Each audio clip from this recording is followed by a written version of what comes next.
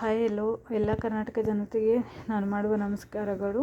ನಾನು ಈಗ ಮಾತನಾಡ್ತಿರೋ ಜೋಡಿ ಬಂದು ಸ್ಪಂದನ ಹಾಗೂ ಮಲ್ಲು ಅವರು.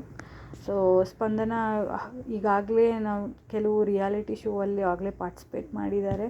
ನನಗೆಲ್ಲೋ ಅದು ಪಾಸಿಟಿವ್ ಆಗ್ಬೋದು ಅಂದ್ಕೊಂತು. ಆ್ಯಂಡ್ ಮಲ್ಲು ಅವ್ರನ್ನ ನಾನು ಸೈಲೆಂಟ್ ಅಂದ್ಕೊಂಡಿದ್ದೆ, ಎಲ್ಲೋ ಕಾರ್ನರ್ ಆಗ್ಬೋದು ಅಂದ್ಕೊಂಡಿದ್ದೆ. ಸೊ ಫಸ್ಟ್ ವೀಕ್ ಅಲ್ಲಿ ಬಂದಾಗ ಸೇಮ್ ಮಲ್ಲು ಅವರು ಎಲ್ಲೋ ಕಾರ್ನರ್ ಆಗಿ ಯಾರ ಜೊತೆನೂ ಮಿಂಗಲ್ ಆಗ್ದಿರ. ಆ್ಯಂಡ್ ಸ್ಪಂದನ ಅವರು ಟ್ರೈ ಮಾಡಿದ್ರು, ಎಲ್ಲೋ ಕೋಆಪ್ರೇಟ್ ಮಲ್ಲು ಅವ್ರ ಸೈಡಿಂದ ಆಗಲಿಲ್ಲ ಅಂತ ನನ್ನ ಅನ್ನಿಸ್ತು. ಆ್ಯಂಡ್ ಸ್ಪಂದನ ಅವ್ರನ್ನ ಕೂಡ ನಾನು ತುಂಬ ಎಕ್ಸ್ಪೆಕ್ಟೇಷನ್ ಇಟ್ಕೊಂಡಿದ್ದೆ. ಎಲ್ಲೋ ಅವ್ರ ಒಪಿನಿಯನ್ ಕೊಡೋದ್ರಲ್ಲಿ ಆಗಲಿ, ಅವ್ರ ಚಾನ್ಸ್ನ ಕೇಳೋದ್ರಲ್ಲೇ ಗೇಮಲ್ಲೇ ಆಗಲಿ ಅವರು ಒಂದು ಸ್ಟೆಪ್ ಬ್ಯಾಕೇ ಇರ್ತಾರೆ ಅನಿಸುತ್ತೆ. ಫಸ್ಟ್ ವೀಕಲ್ಲಿ ಲಾಸ್ಟಲ್ಲಿ ಸುಧೀರ್ ಅವ್ರಿಗೋಸ್ಕರ ಟಾಸ್ಕ್ ಆಡಿ ಮಲ್ಲು ಗೇಮಲ್ಲಿ ಗೆದ್ದಾದಮೇಲೆ ಎಲ್ಲರಿಗೂ ಅವ್ರು ಕೇಪಬಲ್ ಬಂತು.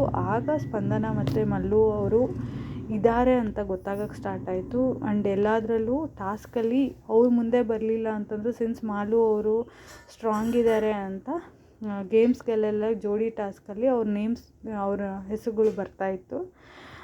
ಬಟ್ ಎಲ್ಲೋ ಅದು ಸೆಕೆಂಡ್ ವೀಕ್ ಎಂಡಲ್ಲಿ ಬಂದಾಗ ಯಾವಾಗ ಫೈನಲಿಸ್ಟ್ ಆಗಿ ಮಾಡಬೇಕಾದ್ರೆ ಅದೆಲ್ಲ ಪ್ರೆಷರ್ ಆಯ್ತೇನೋ ಅಂತ ಅನ್ನಿಸ್ತು ಮಲ್ಲು ಸೈಡಲ್ಲಿ. ಬಟ್ ಈ ಥರನೇ ಬ್ಯಾಕ್ ಸ್ಟೆಪ್ ಇಟ್ಕೊಂಡು ಒಪಿನಿಯನ್ ಹೇಳೋದ್ರಲ್ಲಿ ಅಲ್ಲಿಂದ ಅಲ್ಲೇ ಏನೋ ಒಂದು ಕಾನ್ವರ್ಸೇಷನ್ ಆದರೆ ಒಂದು ಕಾರ್ನರಲ್ಲಿ ಕೂತ್ಕೊಂಡು ಏನೂ ಒಪಿನಿಯನ್ ಹೇಳ್ದಿರ ಹೀಗೆ ಇದ್ದರೆ ತುಂಬ ಕಷ್ಟ ಆಗ್ಬೋದು ಅವ್ರಿಗೆ ಮುಂದೆ.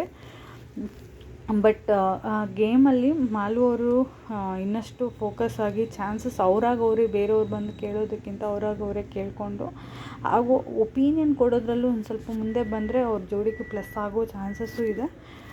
ಬಟ್ ಮುಂದಿನ ವಾರದಲ್ಲಿ ನೋಡೋಣ ಅವ್ರು ಹೇಗೆ ಆಡ್ತಾರೆ ಅಂತ. ನಿಮಗೂ ಈ ವಾರದವರೆಗೂ ಅದೇ ಅನಿಸಿಕೆ ಇದ್ದರೆ ಕಮೆಂಟ್ ಮಾಡಿ, ಇಲ್ಲ ಬೇರೆ ಒಪಿನಿಯನ್ ಇದ್ದರೂ ಕಮೆಂಟ್ ಮಾಡಿ, ಇಷ್ಟವಾದಲ್ಲಿ ಶೇರ್ ಮಾಡಿ. ಥ್ಯಾಂಕ್ ಯು, ಧನ್ಯವಾದಗಳು.